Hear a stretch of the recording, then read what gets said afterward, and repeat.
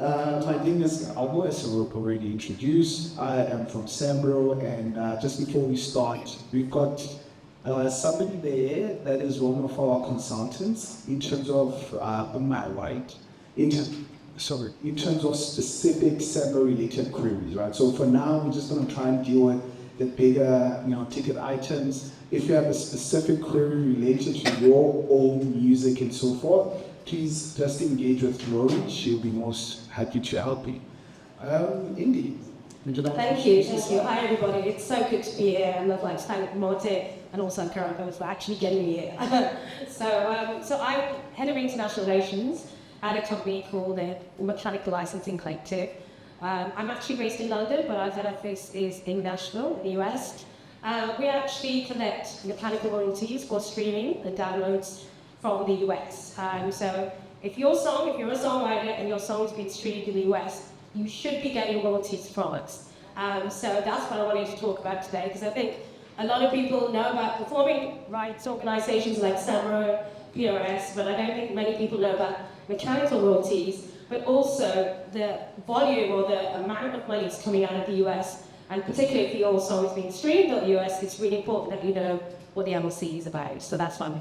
Thank you. Your music is everywhere, right? For most people, your music is on digital platforms. So therefore, it's important for us to look at this market. And where we come in as SAMRO, even though we are a PR society, and there is CAPASO, as you would know, there is a mechanical rights society in South Africa. But remember, there's something that we call matching rights, meaning where there is an MR, there's also PR. So if you do well in America, for example, we are also able to make sure that you can pay for PR. So that's that. So what we're going to do, we're just going to have literally a few slides, just so that you get the range and sense as to how MLC actually works. And then after that, we're just going to go through some questions. Okay, thank you. Can we move? That's it. So just to let you know, we're actually quite a new organisation. We've actually only been operating since 2021, and we were brought about by US legislation that brought us about. And basically it said that the digital services, like Spotify, Apple, and Amazon, need to pay the operating costs of a new collective management organisation.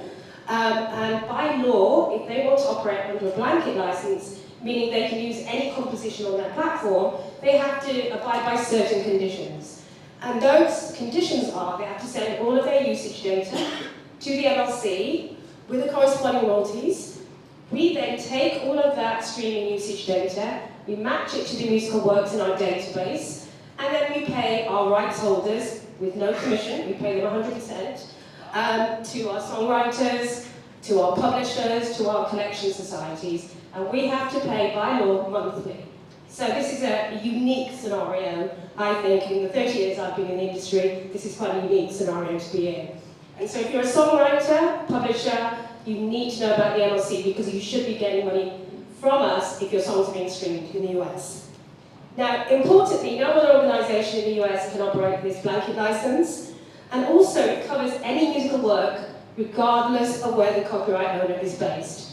So if you are based in Cape Town and your song is streamed on the US, you should be getting royalties from us. Next slide.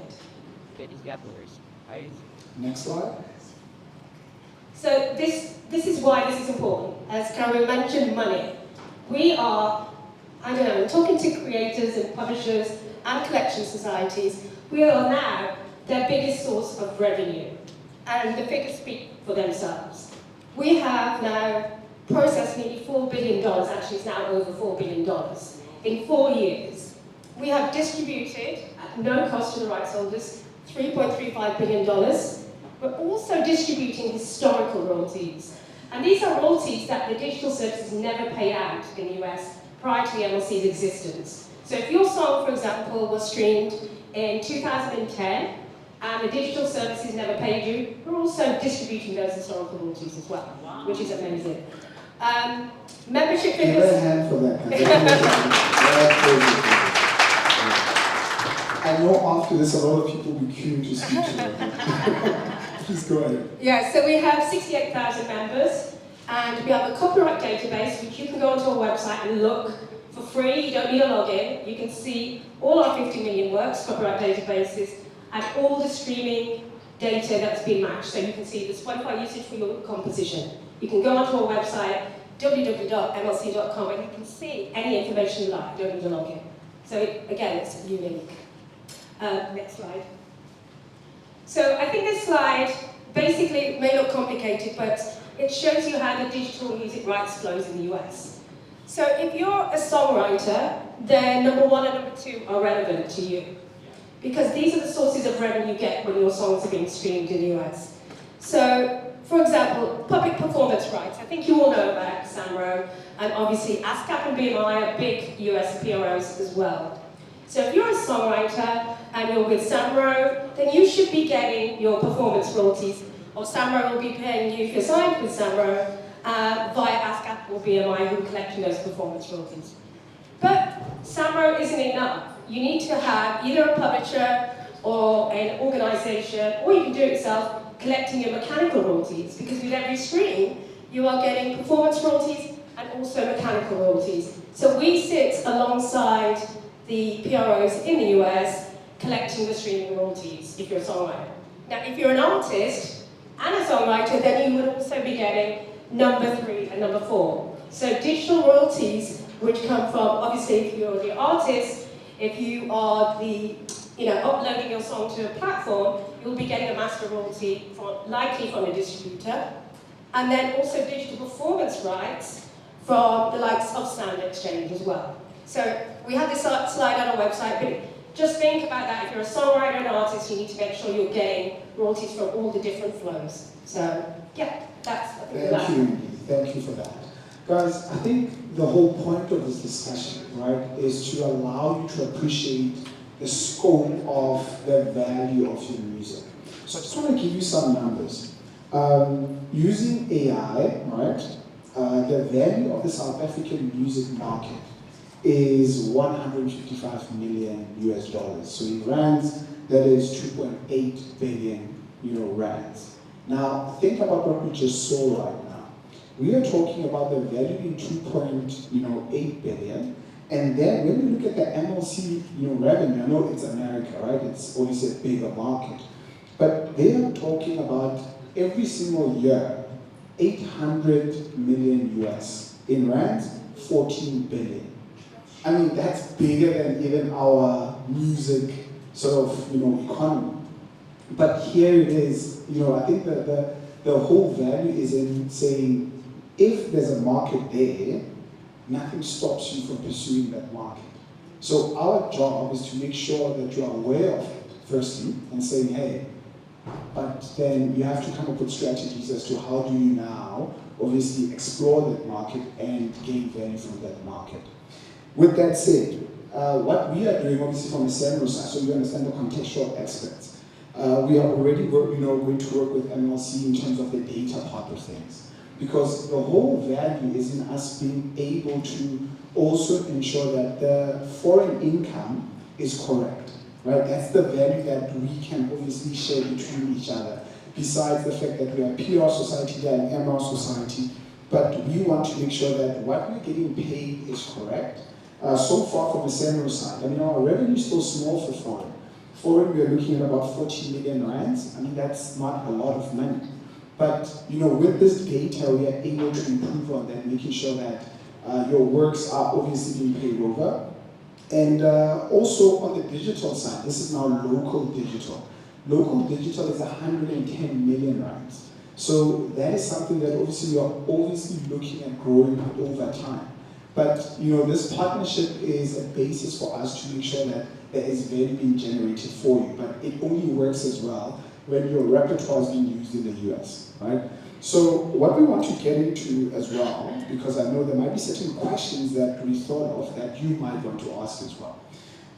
So the first one is, what are the royalty rates in the US, right? And I think it's just a logical question because we're talking about money.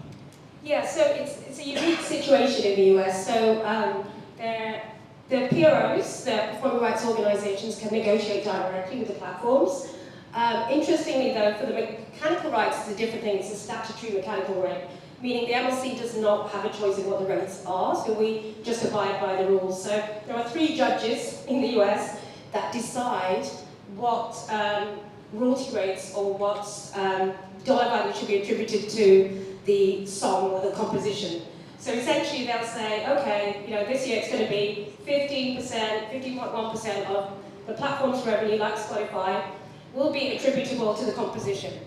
So in terms of what that works for us, the PROs will take their percentage, and that could be, around 6, 7, 8%. We don't know how those rates are calculated for the PROs. They will take their bit, and then we will have whatever's left.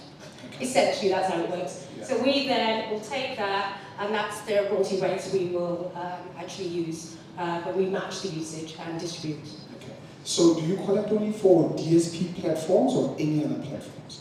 It's digital service platforms, and any platforms that obviously operating like downloads, obviously not as a big market, but as you can see, I mean, the dollar values just for the streaming that's really our main. And I think, guys, the Forex benefit, right, is quite massive here. Where you may find that the value that you're able to command for several streams in South Africa versus, a certain number of streams in the US. There is obviously a major difference there, and that's why we are obviously, even from the SAMRO side, looking at this, because we know there is value to be derived. So while we are on this point, would a creative be able to register directly with the MLC, let's say somebody based in South Africa? Yes, exactly. So this is part of the reason why, we have these kind of educational classes, webinars, because if you're a songwriter and you don't have a publisher, or you don't have a collection society like Capasso collecting for you worldwide, then you can join the MLC for free.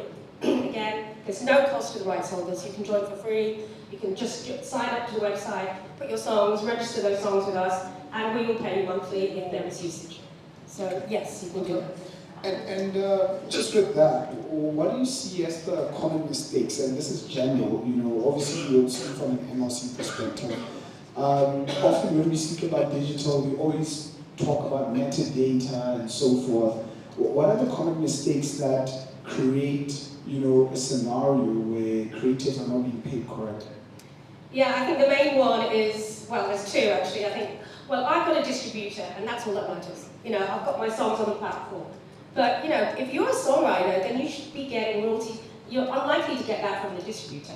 So that's one thing that people don't realize about, when you stream a song on Spotify, there's 2 rights being exploited. Yeah. You have the performing right, the mechanical right for the composition, so that you have the composition rights, but then you also have the recording rights. Yeah. So from a distributor, you are getting the recording right royalties, but you're not getting the songwriter composition royalties. So I think that is it. Sometimes it's like, oh, yeah, I just need to get a distributor. Or I'm with SAMRO worldwide, that's all I need to worry about. That is not the case. Okay. I think that there's a lot of value in what Indi has just mentioned. A lot of times we find money's left on the table purely because either a creator focuses either on the recording side, copyrighting the recording, and they forget on copyrighting the composition, or the other way around. So as a creative, there's already not enough money to go around. I mean, let's be fair. So you need to make sure that you are always focusing on everything, all sides of the market. But Indi, while we are on that, how much would you say, just to give you an example in terms of the question I'm about to ask, unclaimed royalties from the SAMRO end, right? What we would normally call undocumented works or unidentified performances, what it's known as internationally, is sitting in the region of about 200 million rands, right? And this is predominantly either one, poor reporting, especially from the broadcasting side, especially TV, and then there's also obviously lack of notifications being submitted, where we are not aware as to who this actual work belongs to. So that is a big impact in terms of obviously the creative sector. But as you would know, every single 3 years, on the 4th year, that very prescribed is such a portion of it, and then we add it into future distributions. So that is SAMRO, right? We're talking about 200 million rands, that is. So from an MLC side, how much would you have? Because, and the reason I ask this question is that some of the guys' works may be part of that tranche, purely because you may not be thinking that your music is used in the US, and I'm sure most of your distributors, you can see where your music is used. What sort of value are we talking about in unidentified performances from the NLC? Well, in terms of unmatched, I think it's about $300 million. Dollars. Wow. That's unmatched. So this is when Spotify's reporting the usage to us, but we are not able to match it because either somebody hasn't registered the song with us, so we can't match it, or the metadata isn't, it's not giving us enough information to make a match. Unclaimed is also an issue because that is where, we have the compositions in our database, but we're waiting for that songwriter, or that publisher, or that CMO to register with us. And this is why we have this public database which you can check.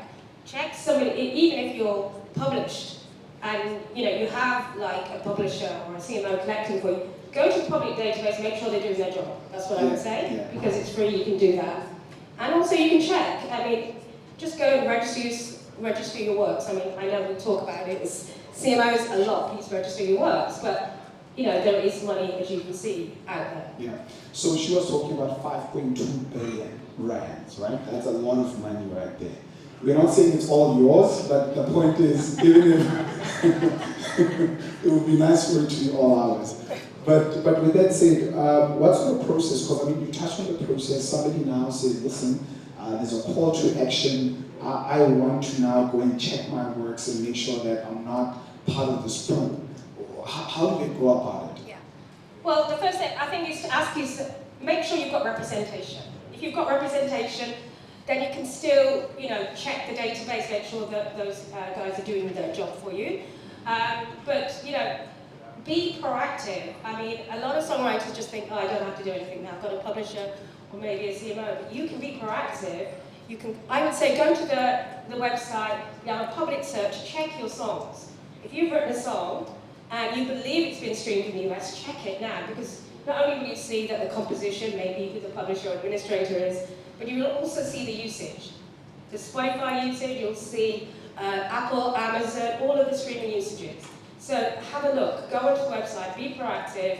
If you're not a member, join obviously the NLC, or join maybe Capasso, if Capasso will have you. Yes. Let them represent your rights worldwide, but do something about it, because as we said, everything's global now. Don't just think about that it's just going to be local, because African market is huge. Yeah. In the US, and in terms of the period in which you guys have this retained value, it's from which year? Because you said even if somebody has a song that played in the US some time back, but from which year do you say, okay, fine, we only have money from year 2010 or whatever, or what year is it? So we're actually quite lucky because we're quite new at the moment. So we're still distributing royalties from 2021 under the blanket license. So if you register today, we will pay you the blanket royalties. From 2021? Yes. But then there's historical royalties as well. So what happened there was that the digital services gave us $400 million in 2021 of royalties they never paid out before. We're also distributing those royalties as well. And that goes as far back, the earliest is 2008. So it shows you we're still paying those royalties out. Now, it may be in a year's time or 2 years' time, we'll go, right, we're not going to go that far back. Yeah. We have to make a decision like other CMOs do, as I can cut off. But we haven't yet, so there is still opportunity to collect those royalties. So, guys, you heard that. It will not be there forever, right? So do the legwork, please. And what I'm going to do now, I'm going to move to questions. And just so that you know, Martin is also going to do a radio interview with Indi. So hopefully he'll get into more, nitty-gritties in terms of his radio interview. That obviously will catch on air on, K-Talk. But for now, I want to just open up for questions so that you don't just hog the space and maybe deal with pertinent things that you guys may be thinking of. I just wanted to say something, Karabo, and thank you, Indi, for coming from the UK, and Karabo for setting it up. Indi's kindly coming in tomorrow. My producer is here. I'm first speaking to Arthur Goldstock about AI, and then I'm speaking to Indi about the Mechanical Licensing Collective. If your question's not answered here and you've got more, give them to me, please. I can't read the room. It's going to be aired, Arthur's going to be aired this coming Thursday at 9 p.m. and then Indi the following week. It's a 30-minute deep dive. I think we need a round of applause for both of you.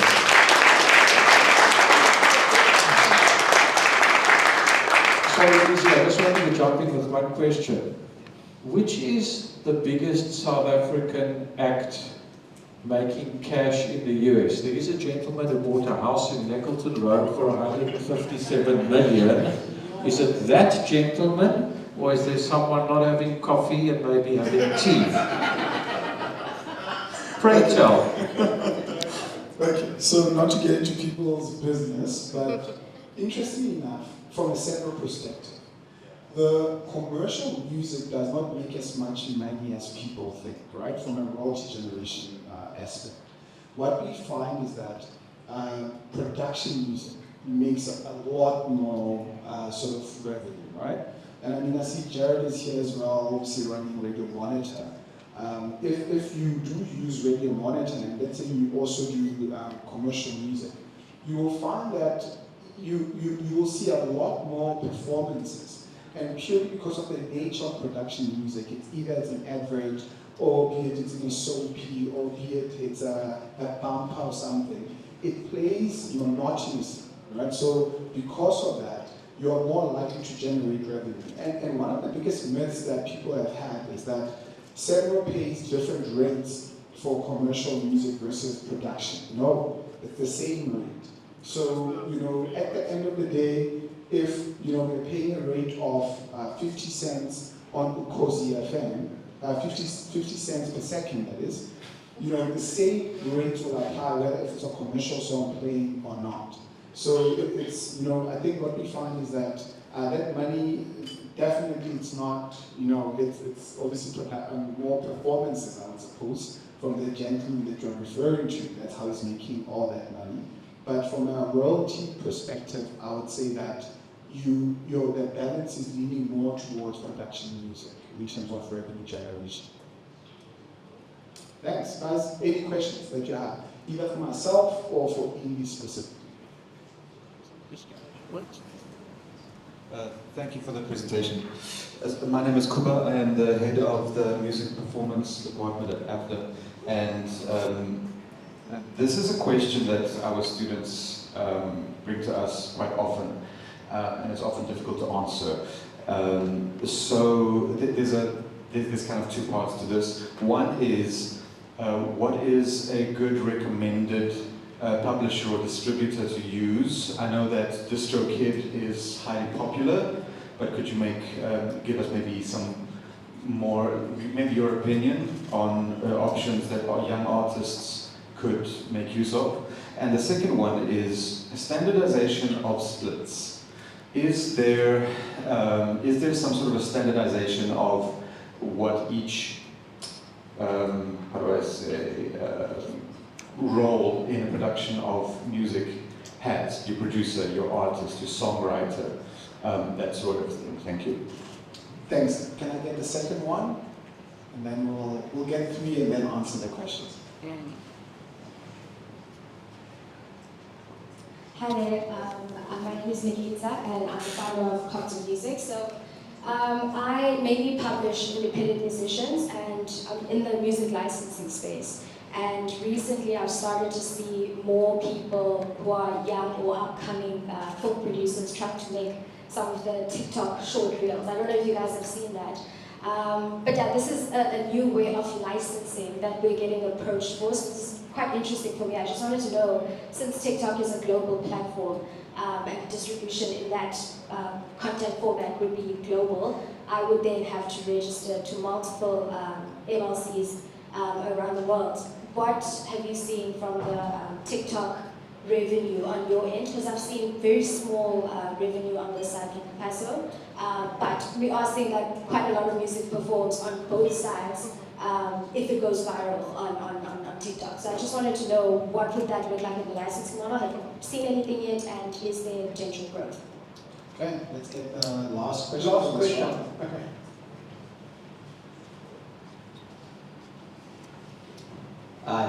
finished with.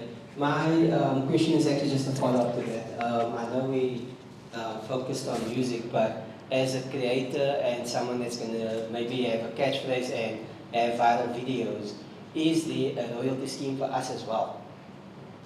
So as a creator and viral, so royalty stream for videos specifically? Videos, catchphrases, and not just music. Okay.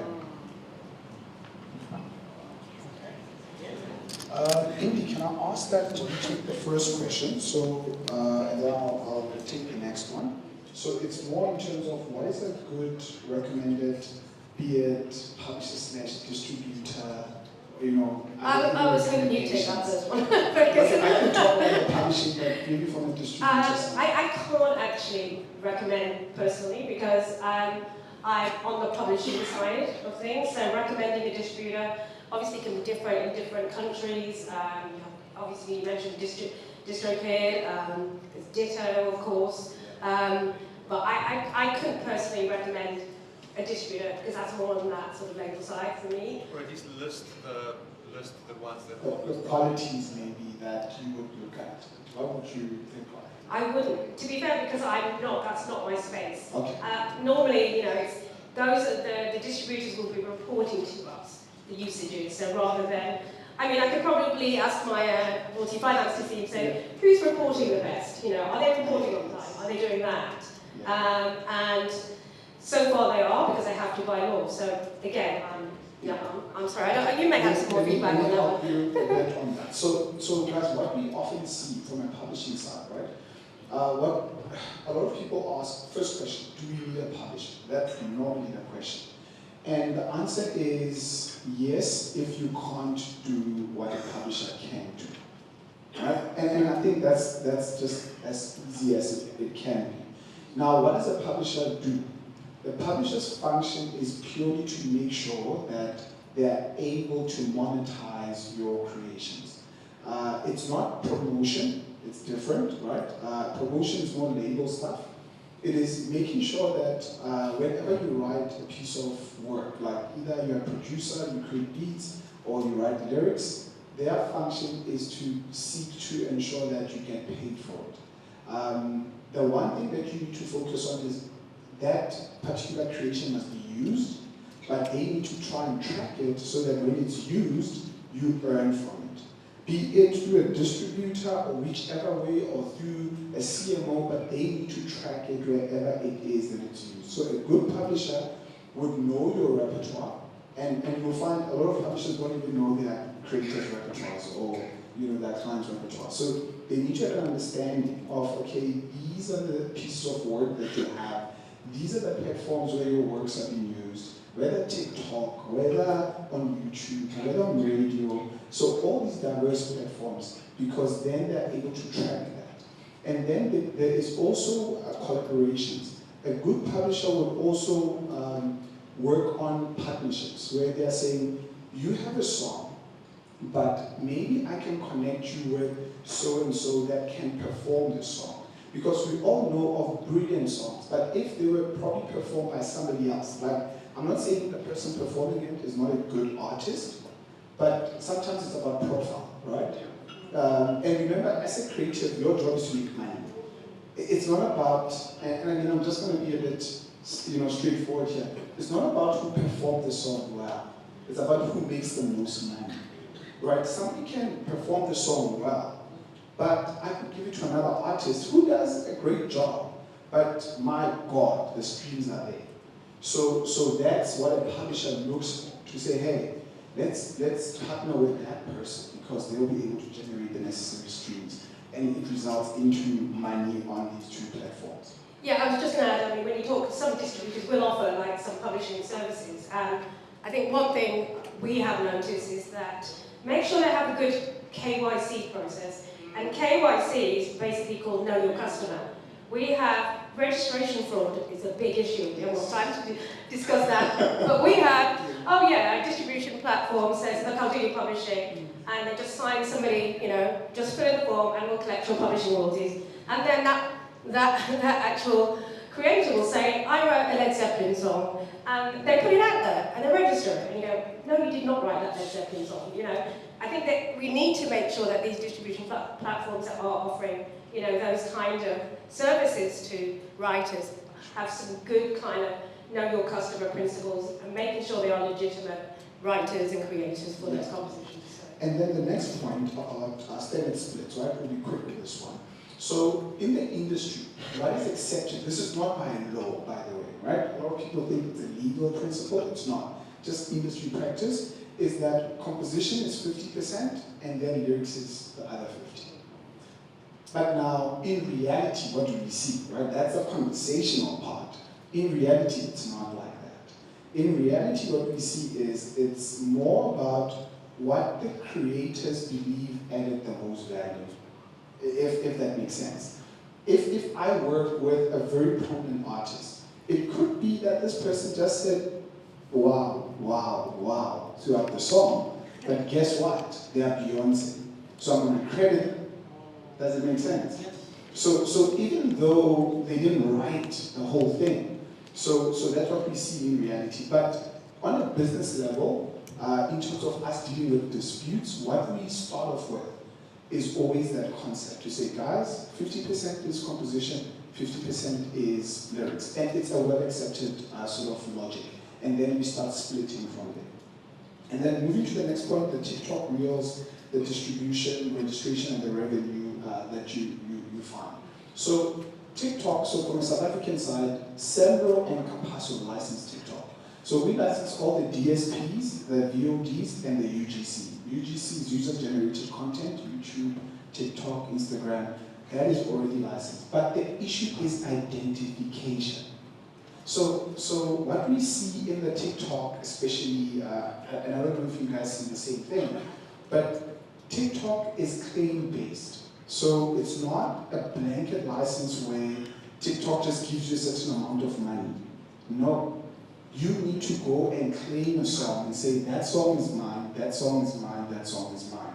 So when your data is not updated with us, we are not able to do that. Us or Karabo, we are not able to do that. So that's a critical end that people always forget. They say, I've posted my songs, there's so many streams and and then you say, okay, great, but where's the notification? So that's where the problem is. So TikTok, even Spotify is claim-based. So that's a big one. That's why guys might even sit and look at it and say, but I'm not receiving my money for Spotify or the correct value, whatever the sense is. And it's because it's claim-based. No notification means we can't go and collect for you. Anything different that you want to add maybe on that? One of the biggest things is we don't license TikTok. So the reason is we only license digital audio mechanical. So, in the US, they don't see TikTok video or YouTube video as a mechanical right. They see it as a performing right and a sync right. So we will distribute YouTube audio only royalties, but not anything with a video element. So I can't comment on the TikTok side of things. But Karabo obviously is registered with the MLC, so they're collecting those digital audio mechanicals. In terms of audio visual, they have a third party that's collecting those royalties and working with the various YouTube TikToks to collect those royalties. So yeah, for those types of royalties, you should speak to Karabo probably. Yeah.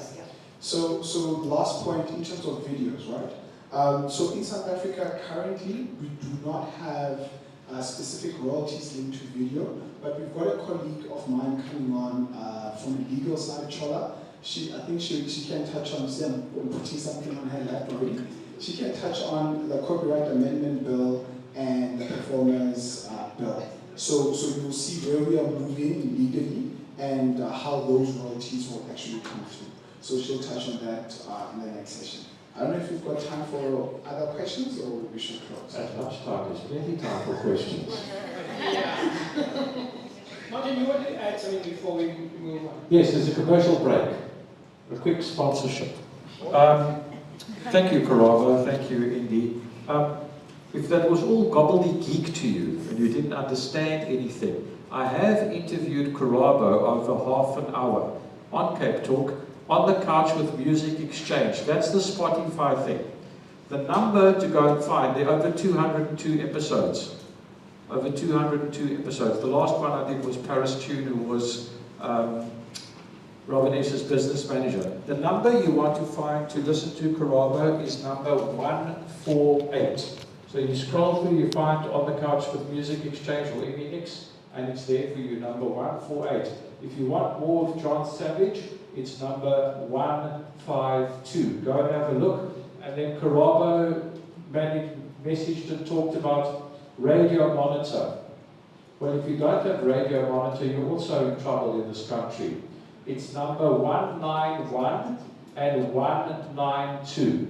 These are all 30-minute episodes while you're having coffee in the morning. Go and listen. Valuable information. Commercial break over. Ding dong. Thank you, Martin. Thank you, Karabo. Thank you, Yeah, Indi. so can I just have one parting shot? When we spoke about AI, there was an important question that was raised in terms of usage of music, right?